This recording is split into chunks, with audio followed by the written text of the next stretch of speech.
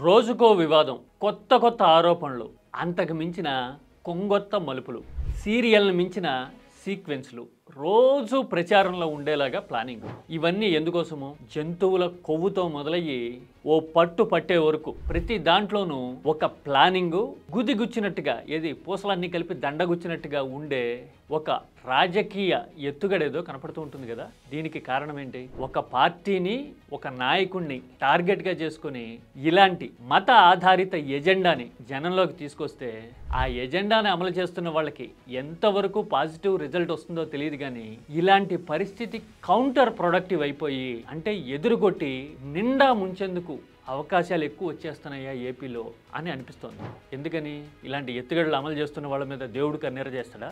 దానికంటే కూడా ముందే మన పైనున్న పార్టీ గద్ద కోడిపిల్లని ఎత్తుకుపోయేందుకు మనమే చేజేతిలా స్కోప్ ఇస్తున్నాము అనే ఆలోచన కూడా లేకుండా ధార్మిక అంశాల మీద చేస్తున్న ప్రచారాలు ఏపీ రాజకీయాన్ని ఎటు నుంచి ఎటు మలుపు తిప్పాయో డీటెయిల్గా చూద్దాం. నేను ఇది ఏ పార్టీకి అనుకూలంగా లేదంటే వ్యతిరేకంగా చెప్పడంలా, రోజు దేవుడి చుట్టూ దేవుడి పేరుతో ధార్మిక విశ్వాసాలతో చెలగాటం ఆడుతూ మరి ఇలాంటి ఎజెండా తీసుకొచ్చి మీడియాని అడ్డు పెట్టుకొని చేస్తున్న రాజకీయాన్ని అర్థమయ్యేలాగా చెప్పడం మాత్రమే ఇక్కడ ఉద్దేశం.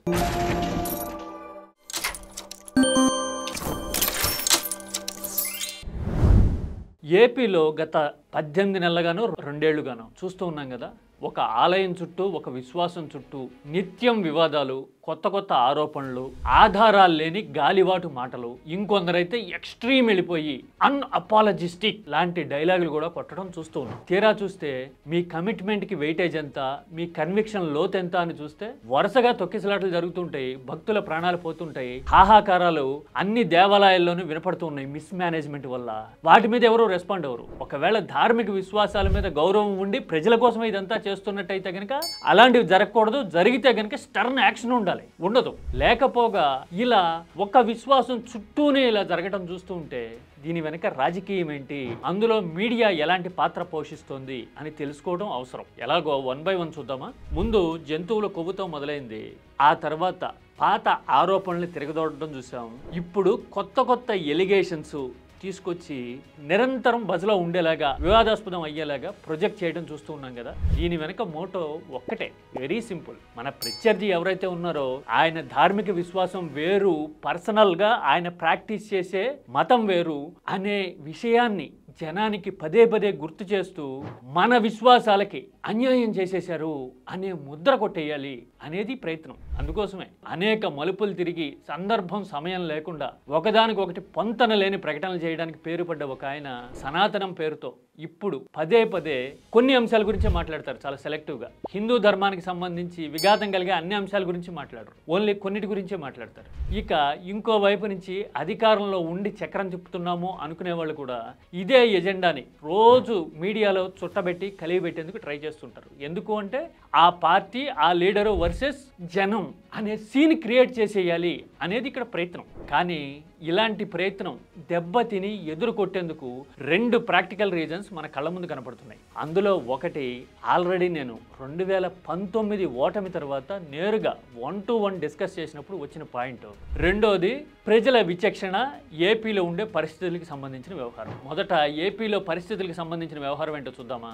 పర్ఫార్మెన్స్ మాట్లాడాలి అధికారంలో ఉన్నప్పుడు, లేదంటే గనక ఇచ్చిన హామీలను నెరవేర్చి చూపించాలి, లేదంటే గనక గ్రౌండ్లో వస్తున్న ట్రాన్స్ఫర్మేషన్ని ఎస్టాబ్లిష్ చేయగలగాలి. అప్పుడు మనం ఎలాంటి రాజకీయ ట్రిక్కులు ప్లే చేసినా కానీ అవన్నీ ఫలిస్తాయి. ఎందుకంటే పనితీరు బాగానే ఉంది కాబట్టి వాళ్ళు చెప్పిందే విందాము అనే ధోరణి హ్యూమన్ టెండెన్సీని బట్టి, ఒక సైకలాజికల్ కంఫర్ట్ని బట్టి ఆటోమేటిక్గా వస్తుంది. అలా కాకుండా గుర్రాన్ని ఎండగట్టి దరిదాపుల్లో పచ్చిక పరక లేకుండా చేసి దానికి భరతనాట్యం నేర్పాలని అంటే వెనక్కాళ్ళతో ఎగిరిదంతుంది కదా. ఇప్పుడు ఏపీలో పరిస్థితి కూడా అంతే. హామీలు, ఆర్థిక పరిస్థితి, జనం సమస్యలు, రైతుల గగ్గోలు లాంటివి అలా ఉంటే మనం మాత్రం ఇలా మత ఆధారిత ఎజెండాలు తీసుకొచ్చామనుకోండి, ముందు ఈ సంగతి ఏంటో తెలుసు అన్నట్టుగా జనం లైట్ తీసుకునే పరిస్థితి వస్తుంది. అందుకనే మీరు చూడండి, ఎప్పుడో జంతువుల కొవ్వు అంటే మొదట్లో అటెన్షన్ వచ్చిందేమో, ఆ తర్వాత సుప్రీం చీవాట్లు పెట్టడము, ఆ ఆధారాలను ప్రూవ్ చేయలేకపోవడం లగాయితూ ఇప్పటి వరకు క్రమంగా ఇంపాక్ట్ తగ్గుతూ వస్తుంది. కానీ రాజకీయం మాత్రం కాంటుబాటు సిచ్యువేషన్లో ఏదో రకంగా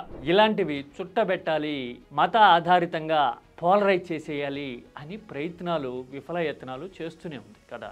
ఇక కౌంటర్ ప్రొడక్టివ్ అవ్వడానికి మొదటి రీజన్ రాజకీయం ఎదుర్కొడుతుందన్నా కదా, అది ఎలాగో తెలుసా? ఇప్పుడు రెండు ప్రాంతీయ పార్టీలు ధార్మిక విశ్వాసాల ఆధారంగా ఇలా ఎజెండా సెట్ చేయడానికి ట్రై చేస్తే కర్మకాలి ఒకవేళ అలాంటి ఎజెండానే సెట్ అయిందనుకోండి, అది ఎవరికి అడ్వాంటేజ్ అవుతుంది? మన నెత్తిన పెత్తనం చేసే బాస్ జాతీయ పార్టీకి కదా అడ్వాంటేజ్. ఆ ఎజెండాకి అసలు లైసెన్స్ హోల్డర్స్ వాళ్లే కదా. ఒకవేళ ధార్మిక ఎజెండా ఏపీలో పనిచేయడం మొదలైతే గనక నేరుగా అడ్వాంటేజ్ తీసుకునే కెపాసిటీ, క్యాలిబర్ అండ్ స్ట్రెంగ్త్ ఐడియాలజికల్గా ఎవరికి ఉన్నాయి? నేషనల్ బాస్కి కదా. మరి ఆ బాస్ యాక్టివేట్ అయితే రీజనల్ పార్టీగా సైద్ధాంతిక బలం అంతంత మాత్రంగా, క్రెడిబిలిటీ దాదాపు జీరోగా ఉన్న మన రాజకీయ భవిష్యత్తు ఏమవుతుంది? పైగా సామాజిక సమీకరణల ఆధారంగా చూసిన మిడిల్ క్లాసు, బీసీ అనే జనాభా అటువైపు టిల్ట్ అయ్యారనుకోండి, ఎవరి పునాదులు షేక్ అయిపోతాయి.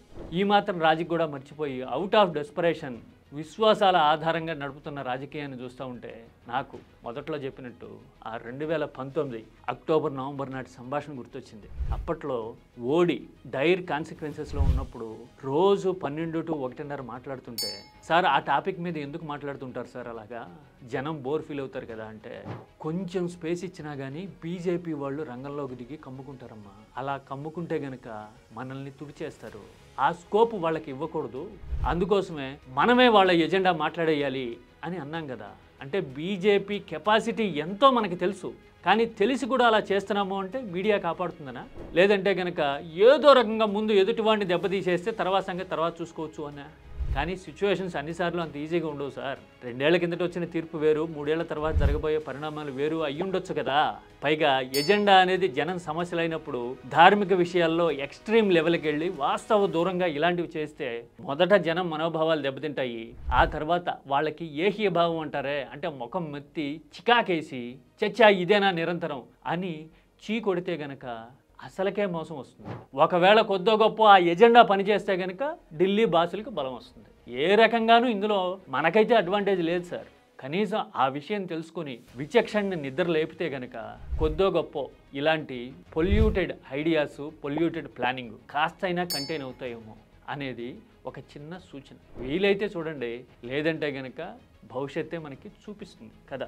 మీరేమంటారు? మత ఆధారితంగా ధార్మిక విశ్వాసాలతో ఒక పార్టీనో ఒక నాయకుడినో టార్గెట్ చేసి నిరంతరం నెగిటివ్ వైపు, నెగిటివ్ ప్రచారాలు ఎలా చూడాలి? ఏపీ ఎలా అర్థం చేసుకోవాలి?